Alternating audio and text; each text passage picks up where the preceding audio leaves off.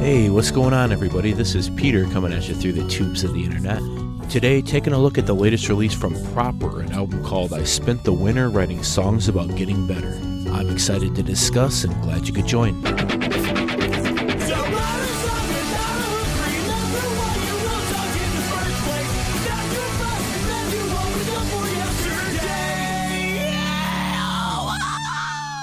God, I'm back on my bullshit. Who saying happy was so hard I just can't do it. Fast facts. I Spent the Winter Writing Songs About Getting Better, released July 26, 2019 via Big Scary Monsters, is the second studio LP from Brooklyn-based folk punk act Proper. The group currently consists of 3 members, frontman Eric Garlington, bassist Natasha Johnson, and drummer Elijah Watson. Backstory. Proper have only been on the scene a couple years, and have actually only been called Proper for a few months. The band released their debut LP, The Suburbs Have Ruined My Life, and toured the US and Europe fairly extensively under their previous name, Great White. But aside from switching up the moniker and signing to a new label, not much has changed over the course of the band's run. Garlington's lyricism focuses on his identity as a queer, black, atheist punk, moving from a small Bible Belt town to New York City. And Proper's music explores the ways these idiosyncrasies have come to shape Eric's overall personality. The band's latest album, I Spent the Winter Writing Songs About Getting Better, again pulls its title from a Wonder Years lyric and tackles the same types of issues Garlington was wrestling with last time around. Using a variety of punk and emo instrumental approaches, the band craft tunes about inclusivity and feeling comfortable in your own skin. Track-by-track analysis. This release has 14 tracks and clocks in at 47 minutes. For the most part, this longish runtime works well. The album takes a few tunes to get warmed up, but overall the tracks keep getting better as the release goes on. At just under an hour, there's some slightly overindulgent bits, mostly verses that could have been whittled down by a few lines, but the album draws influences from a wide range of punk styles and seems fresh throughout as a result. Track 1, Reprise.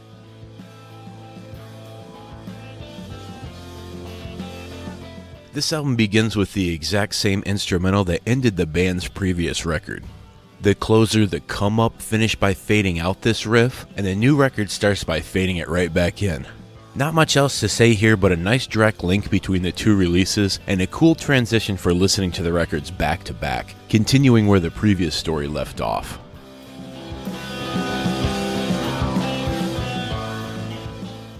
Track 2, Curtains Down. Throw in the towel. First off, I'd like to say I wanna apologize for being so brash. Just need to get your attention, maybe a little bit of cash. As the title suggests, this tune explores the insecurities that come along with touring in a small band.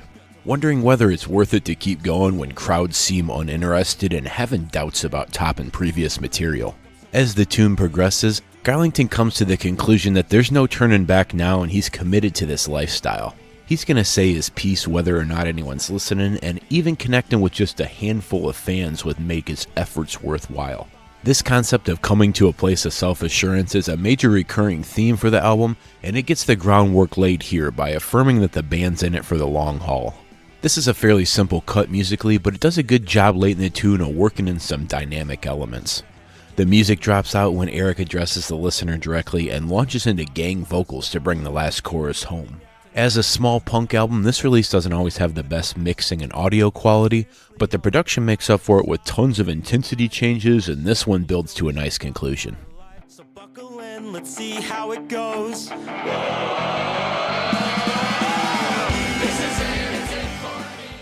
Track 3, No Loitering. 2006 was sophomore year. Moved back to Mississippi, made a few friends since I've been here. This song seems to be about how when you're trapped in a small town, making general mischief's about the only option for fun. It takes a bouncy skate punk instrumental and adds lines about stealing beer and cutting class. It's a fun romp and a nice contrast to some of the heavier themes found here, but that's a double-edged sword because it seems a bit vapid in the context of the full record. The song's 4 minutes of juvenile hijinks, and it's a capable execution of the surfy sound, but simple drawn-out chords for the verses are a bit dull, and I didn't find a whole lot that grabbed me here. There's not much else to do unless it involves Track 4, Bragging Rights. I worked way too hard for this. Told myself it's outgoing till I believed it. This song's built around an excellent vocal feature from Willow Hawks of Cleveland pop-punk band the Sonderbombs. She joins Garlington to trade verses over grinding emo guitars in a tune the band described as their best 2008 Taking Back Sunday impression. Lyrics here discuss eschewing standard day jobs to grind it out as a musician, and the types of perseverance and swagger required to make that lifestyle a reality. Verses are sharply written, but this tune really shines during the chorus and bridge portions. The call and response setup of the refrain sounds great, and Willow drops some of her best lines here, like the self-referential,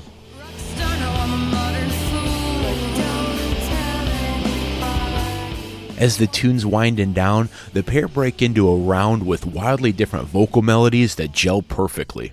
This is one of my favorite musical elements on the release and uses the contrasting sounds of the male and female singers to the fullest.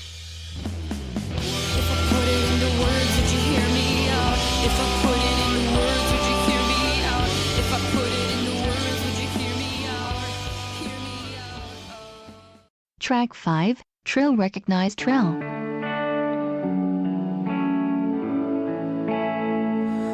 Darren said I gave the best head he ever had.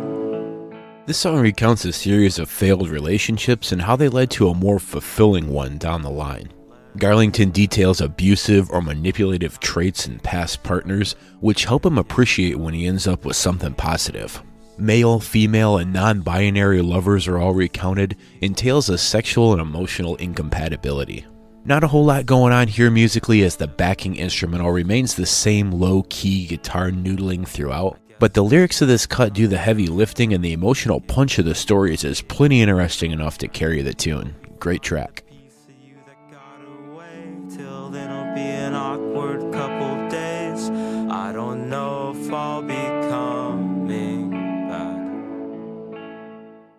Track 6, ASAP Rocky Typing. Oh my god, I'm back on my bullshit. Who knew staying happy was so hard, I just can't do it. On the album's lead single, Eric discusses destructive habits and struggling to stay happy. He's run his bank account dry and has to make constant compromises as a result. When the tune hits its bridge, the instrumental backs off to plinking xylophone notes as Garlington gets at the root of the ruinous pattern he's stuck in. All I heard growing up is queer men can't be manly, so I'll just overcompensate with hypersexuality. Blasting guitar and drums jump in the mix as he links toxic behavior with being forced to perform a gender role that he doesn't identify with. The last few seconds feature a cloud rap style sound to match the track's title, breathy beatboxing, twinkling guitars, and rumbling bass. This record has lots of cool instrumental asides, and putting something with these diverse sounds out there to promote the album was a good indication of what to expect with the release. A really solid lead single.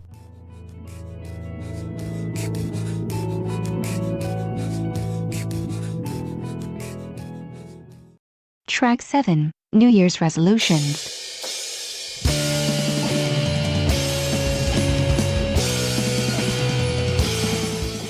At the halfway point of the record, Proper rip out a scorching guitar solo in the style of an Americana traditional. And that moves right into a radio interview skit where the band discuss their accomplishments over the course of the past year. The group seems super appreciative, recounting touring and TV appearances, until the radio host asks what they plan to do differently next year, and the listeners hit with an absolute wall of sound, as the group lists off all the bullshit they're tired of putting up with. Essentially arriving at the idea, if you've invented all these little loopholes as an excuse to be closed-minded, then get the fuck out. Definitely my favorite song here and the most experimental structure-wise. It seems like it'll be a great roll call type setup to use live, and the ending lyrics are super cathartic. A+.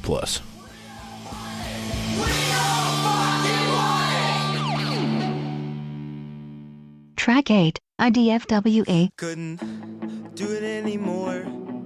Being a yes man, smiling, nodding. Here, Garlington's become disillusioned. He mentions giving up on the ideals laid out in the Wallflower track from the band's previous record, and has now resorted to isolating himself and putting down fellow artists. This tune seems like it's trying to do a shut up the punks type thing, but comes across a little pompous. It's a drag overall, but my main hang up here is that it covers a couple seconds of Tommy Gun by Brand New. I just don't get having all the empowering lyricism throughout this release and then shouting out a fucking creep who got Me Too'd for sexually manipulating kids. It's a weird choice in general, and also musically a little too on the nose for my taste. This album wears its influences on its sleeve, and here I think it takes it too far. Disappointing because I like the screeching guitar tone, but that's about it. Thumbs down here for sure. I don't fuck with this track.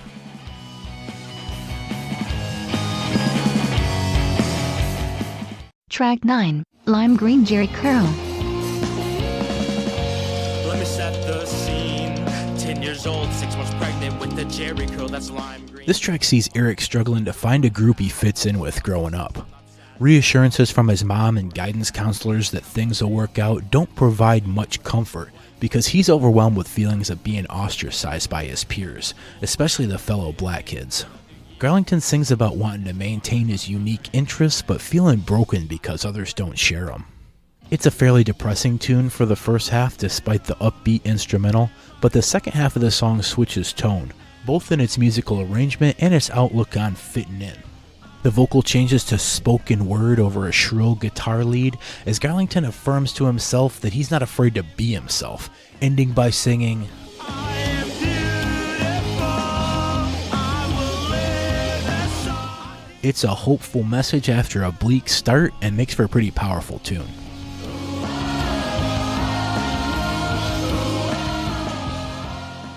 Track 10, Fucking Disgusting.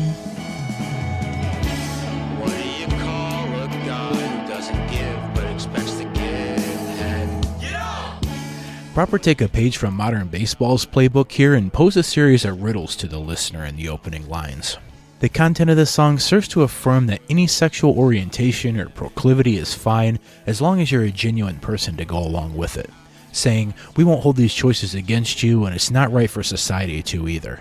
I'm going to star this track even though musically it doesn't really leap out at me.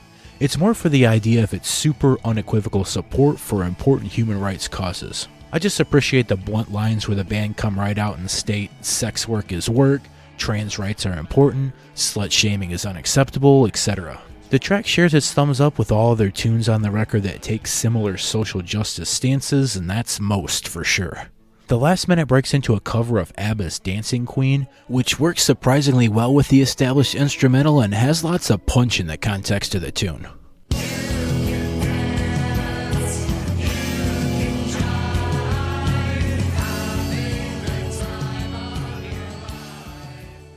Track 11, White Sheep. Hate my family, fucking hate my name. Throughout the record, Garlington's been discussing ways he feels outcast in society and relationships, but here he elaborates on dealing with similar issues in his own family life, calling out his mom's lack of consistency and the anger issues of his brother and father. Initially, Eric states that he point blank hates his family, but by the end of the track, he's pivoted a bit to exploring whether or not that's actually true. The last chorus asks, do I really feel this way? And gives some good justification for his parents just being humans and going through struggles similar to his own, suggesting maybe that the bridges they burnt can be repaired. It's a heavy song that puts his relatives on blast, but makes progress towards a place of understanding before wrapping up. I hate myself for feeling this way, 'cause if my dad showed me anything, it's that anyone can change. Track 12, Dekalb Avenue. Wet dreams about platonic friends. The standout feature for this track is its melancholy tone, with gentle humming over strummed chords that gives a dreamy and detached feel throughout. Garlington discusses how a lack of confidence in his appearance led to him striking out sexually in his youth, and how he moved to the big city to improve his chances in that realm. The story ends on a scene in a Brooklyn dive bar where Eric and a couple he met on a fetish app are downing drinks to boost their confidence for what's to come. Given the instrumental, this doesn't exactly come across as a fulfilling experience, but it still makes for a pretty interesting song. Grew up ugly, at least that's what I was told.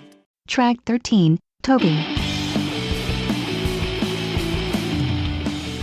Here, Garlington seems to explore an alternative reality where he took the safe life path of furthering his education and hunkering down in a steady job. Moving through the tunes, also moving through the years, where Eric stays in the same place, has kids, and basically works himself to death. This existence provides stability but no satisfaction. Props to drummer Eli Watson for his frantic percussion on this track's final bridge. The driving instrumentals are used in a cool way to represent the passage of time, where Garlington ends up familyless and alone at the end of the track. But surprisingly, this is the most hopeful his character's been. With time to focus on his own interests and hobbies, he can finally pursue the types of things that bring him fulfillment. There's cool story progress here, and it's a unique take on old age that makes this a great penultimate cut. Track 14. I spent the winter writing songs about getting better. Never been religious, even when I was a kid. Sit in the pews and pretend. Eric starts this track by asking to have a word with whatever God made him such an anomaly. Because even after losing weight and changing environments to a more progressive locale, it didn't exactly cure the dark and depressing feelings he was experiencing.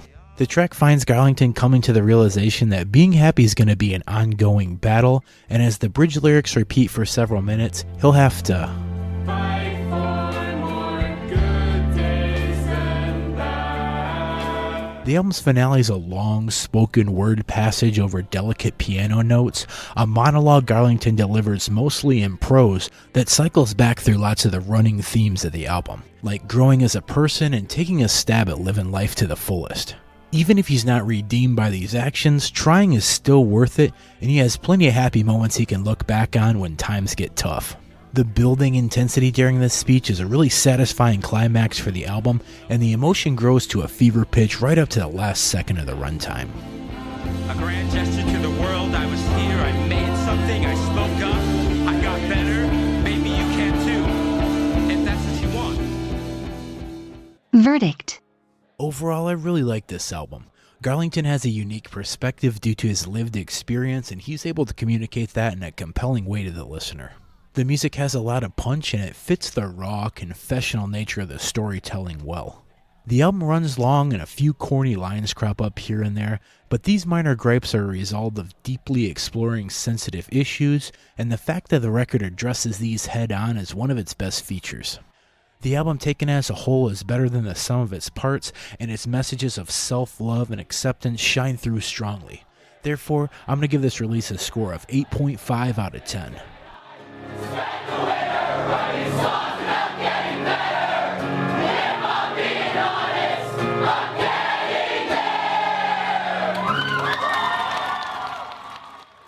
So that pretty much wraps up my thoughts on the record. Let me know in the comments what you thought of the release, my critique, or the review format in general.